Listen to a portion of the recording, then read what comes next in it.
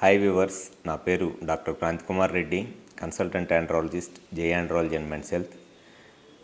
నేను మగవాళ్ళలో సెక్షువల్గా అంగస్తంభన, శీఘ్రస్ఖలనం లాంటి సెక్షువల్ సమస్యలు లేదా ఇతర ఏ రకమైన సెక్షువల్ సమస్యలు ఉన్నా నేను దానికి ట్రీట్మెంట్ చేస్తాను. మాకు విజయవాడ, వైజాగ్, రాజమండ్రి మరియు నెల్లూరులో బ్రాంచెస్ ఉన్నాయి అండ్ కర్నూలులో కూడా స్టార్ట్ చేయడం జరిగింది. సో ఎవరైనా సరే సెక్షువల్గా ఎటువంటి ఇబ్బందులు ఎదుర్కొంటున్నా, అంగస్తంభన, శీఘ్రస్ఖలనం లాంటి సెక్షువల్ సమస్యలు ఏదైనా సరే ఎదుర్కొంటుంటే ఒకసారి వచ్చి డైరెక్ట్గా కన్సల్ట్ అవ్వండి. వైజాగ్లో కానీ, విజయవాడలో కానీ, రాజమండ్రిలో, నెల్లూరు లేదా కర్నూలులో డెఫినెట్గా మీ సెక్షువల్ ప్రాబ్లమ్స్ ఏదైనా సరే దానికి 100% సొల్యూషన్ చెప్పడం అనేది జరుగుతుంది. ముందుగా ఈ వీడియోలో నేను చెబుదాం అనుకున్న టాపిక్, చాలామంది మగవాళ్ళు చెప్పే ఒక కంప్లైంట్ ఏమిటి అని అంటే, మా అంగం సైజు అంటే పెన్నిస్ సైజ్ తగ్గిపోతుందండి. ఇంతకుముందు పెన్నిస్ సైజ్ పెద్దగా ఉండేది, ఈ మధ్యన పెన్నిస్ సైజు నార్మల్గా ఉన్న పెన్నిస్ సైజు కన్నా ఇంకా సైజు తగ్గిపోతుంది అని చాలామంది మగవాళ్ళు చెప్పే ఒక కామన్ కంప్లైంట్ అన్నమాట. అయితే ఈ పెన్నిస్ సైజు తగ్గటము అనేది జనరల్గా 50 ఇయర్స్ క్రాస్ అయిన తర్వాత ఎవరిలో అయితే షుగరు, బీపీ, స్మోకింగ్, ఆల్కహాల్ లాంటి అలవాట్లు ఉంటాయో, లేకపోతే ఒబేసిటీ లాంటి ప్రాబ్లమ్స్ ఉంటాయో, అంటే బాగా లావుగా ఉండటము, బరువు ఎక్కువైపోవటము, అటువంటి వాళ్ళలో కామన్గా ఉండే ప్రాబ్లం అన్నమాట. ఇందువల్ల ఈ పేషెంట్స్లో ఈ అంగం సైజు అంటే పెన్నిస్ సైజ్ చిన్నగా అయిపోతుంది.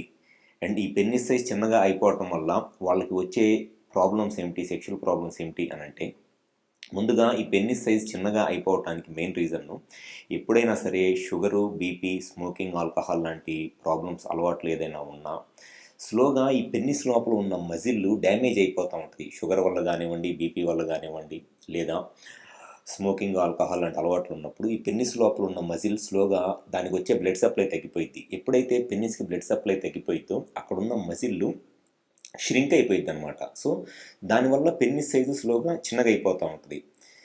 అండ్ దాంతోపాటు ఎరెక్షన్ ప్రాబ్లమ్స్ కూడా వస్తాయి. సో ఎప్పుడైనా సరే పెన్నిస్ సైజు ష్రింక్ అవుతుంది అని అంటేనే ఫస్ట్ దానికి ఇమీడియట్గా షుగరు, బీపీ కంట్రోల్లో పెట్టుకోవాలి. అండ్ దాంతోపాటు కంపల్సరీగా స్మోకింగ్, ఆల్కహాల్ లాంటి అలవాట్లు ఏదైనా ఉంటే ఇమీడియట్గా వాటిని ఆపేయాలి. పెన్నిస్ సైజు కనుక పూర్తిగా చిన్నగా అయిపోయిన తర్వాత మీరు సెక్షువల్గా ఎటువంటి మెడిసిన్స్ వాడినా కూడా ఈ అంగస్తంభన సమస్యకి వాటికి మనం ట్రీట్మెంట్ చేయలేము. అండ్ ఈ పెన్నిస్ సైజ్ చిన్నగా అయిపోతున్నప్పుడు ఉన్న బెస్ట్ అండ్ పర్మనెంట్ సొల్యూషన్ ఏమిటి అంగస్తంభన సమస్యకి అని అంటే, ఇమీడియట్గా పెనైల్ ఇంప్లాంట్ సర్జరీ చేయించుకోవటము. పెన్నిస్ సైజు షుగరు, బీపీ కంట్రోల్లో లేకుండా ఎరెక్షన్ ప్రాబ్లం బాగా ఎక్కువైపోయిన తర్వాత తగ్గిపోవటం, పెన్నిస్ సైజ్ తగ్గిపోవటం అనేది లాస్ట్గా జరిగే ప్రాసెస్ అన్నమాట. సో మీరు ఆ పెన్నిస్ సైజు పూర్తిగా తగ్గకముందే పెనైల్ ఇంప్లాంట్ సర్జరీ కనుక చేయించుకున్నారనుకోండి, ఎరెక్షన్స్ ప్రాబ్లం, ఎటువంటి ఎరెక్షన్ ప్రాబ్లమ్స్ ఉండవు, సెక్షువల్గా హ్యాపీగా లైఫ్ ఎంజాయ్ చేయొచ్చు. అండ్ దాంతోపాటు పెన్నిస్ సైజు కూడా మెయింటైన్ అయింది. మీరు సైజ్ అంతా తగ్గిపోయిన తర్వాత ఇంప్లాంట్ సర్జరీ చేయించుకున్న నార్మల్గా మజిల్ డ్యామేజ్ అవ్వకముందు మీరు సర్జరీ చేయించుకుంటే ఈ సైజ్ వచ్చిందనుకోండి, ఇంప్లాంట్ సర్జరీ తర్వాత మీరు సైజ్ అంతా తగ్గిపోయిన తర్వాత మీరు సర్జరీ చేయించుకుంటే ఈ సైజే రావచ్చు. సో ఎవరైతే ఈ పెన్నిస్ సైజు తగ్గిపోతుంది ఏజ్తో పాటు అనుకుంటున్నారో, ఫస్ట్ షుగరు, బీపీ ఎలా ఉన్నాయి, అండ్ దాంతోపాటు స్మోకింగ్, ఆల్కహాల్ అలవాట్లు ఉంటే కంపల్సరీగా ఆపేసేయాలి. అసలు ఈ మజిల్ ఎంత డ్యామేజ్ అవుతుంది అనేది మనం సింపుల్ టెస్టులు చేసుకుంటే అండ్ హార్మోన్ టెస్టులు చేస్తే దాంట్లో తెలిసిపోయింది.